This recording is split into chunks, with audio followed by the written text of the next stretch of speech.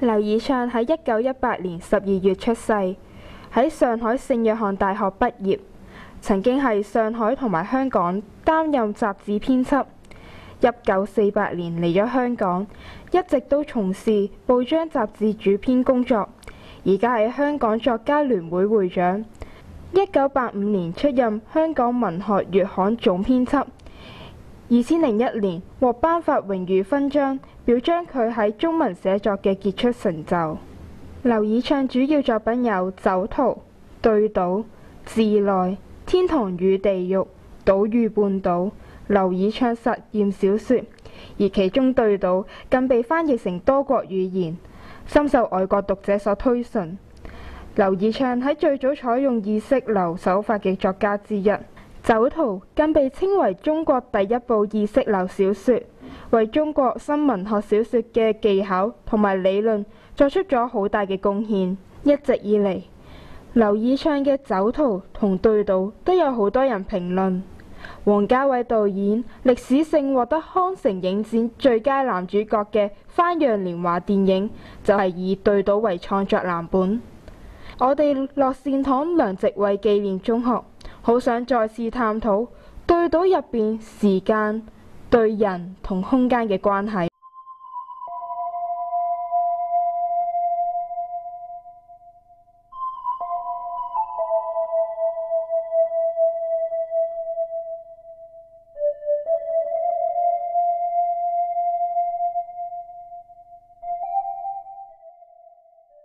佢係一個將回憶當作燃料嘅人，佢嘅生命力依靠回憶嚟到推動。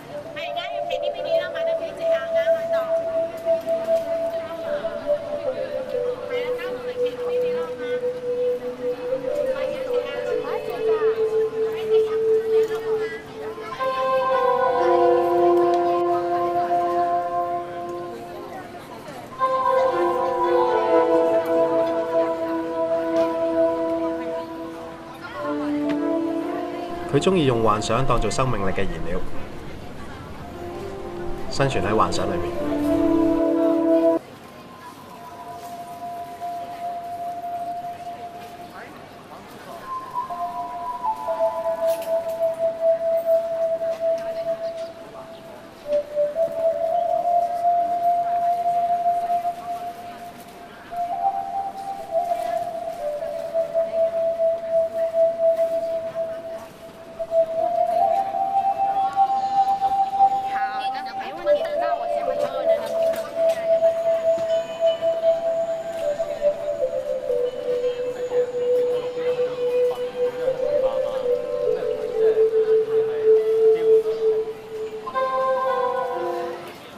嗰個係一種難堪嘅相對。佢一直低住頭，俾佢一個接近嘅機會，但係佢冇勇氣接受。佢轉身就走咗啦。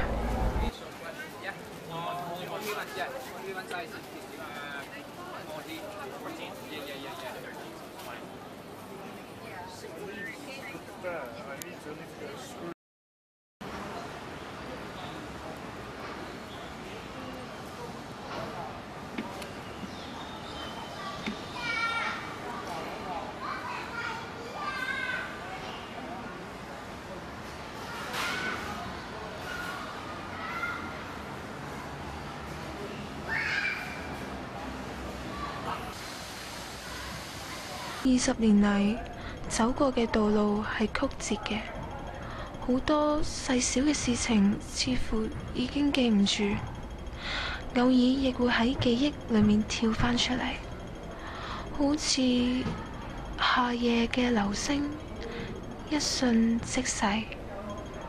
佢唔知道應該係喜定係哀。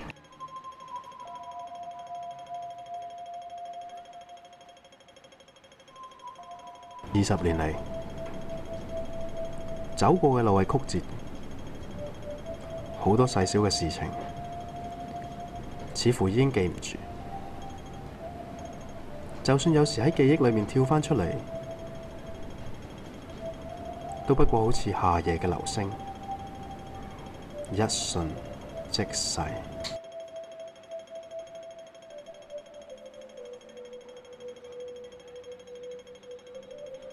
對於往事嘅回憶，對往事嘅回憶有啲似回有啲聲，似回聲，回憶裡面嘅往事回憶裡模模面嘅往事糊糊，只係剩低一個輪廓。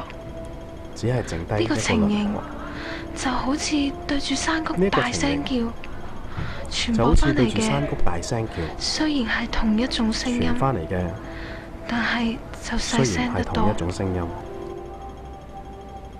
但係就已經唔再清晰。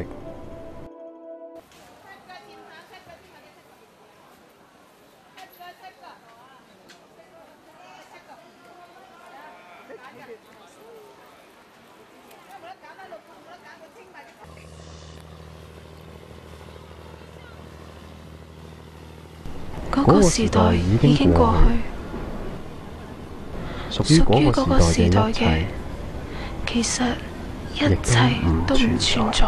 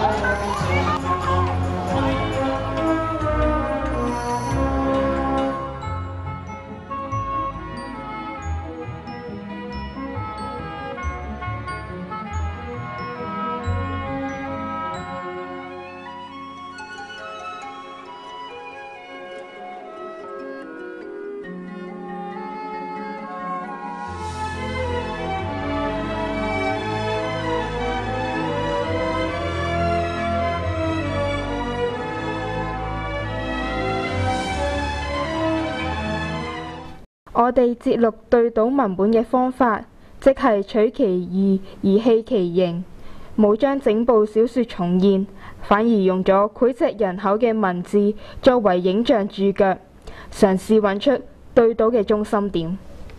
我哋發現劉以鬯透過兩個社會邊緣怪胎，道出人喺時間洪流中無可奈何嘅悲哀。